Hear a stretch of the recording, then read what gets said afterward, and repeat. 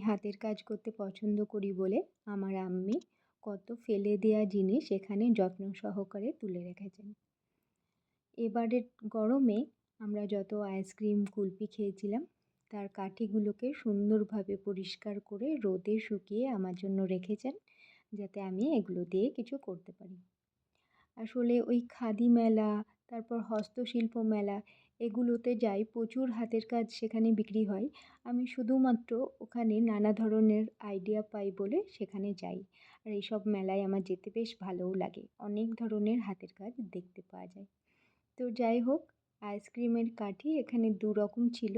একটা হচ্ছে ছোট সাইজ, একটা হচ্ছে বড় সাইজ। তো ১ম এ ছোট সাইজের ২ টো সেট বানিয়েছিলাম। তারপর বড় সাইজের ২ টো সেট বানিয়েছিলাম। মোট ৪ টে সেট তৈরি করেছিলাম। তারপর ৪ টে সেটকে একসঙ্গে আঠা দিয়ে জোড়া লাগিয়ে দিচ্ছিলাম। আর নিচে দিয়েছিলাম সমান মাপের কেটে একটা পিচবোর্ড।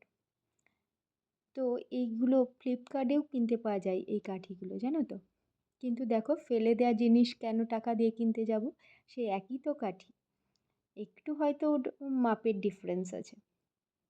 তো এই দেখো, এই আ এটাকে পেনদানি বা ফুলদানি বা চামচদানিও আমরা করে ব্যবহার করতে পারি।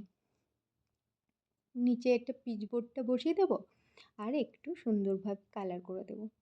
তো এখন এটা কালার করার আগে আমি প্রথমেই সুন্দরভাবে পরিষ্কার করে নেব, যাতে কোনো রকম আঠা না থাকলে, আর আঠা থাকলে তো কালার বসবে না। আমার কাছে বেশি কালার বলতে এই তুঁতেটাই আছে, তুঁতে কালারটাই এখন করি। তারপর হয়তো কালারটা শুকোতে দেব, আর শুকিয়ে গেলে এটার হয়তো ওই কাঁচ বলগুলো দিয়ে সুন্দরভাবে সাজাবো। তো কেমন লাগলো ভিডিওটা জানিও।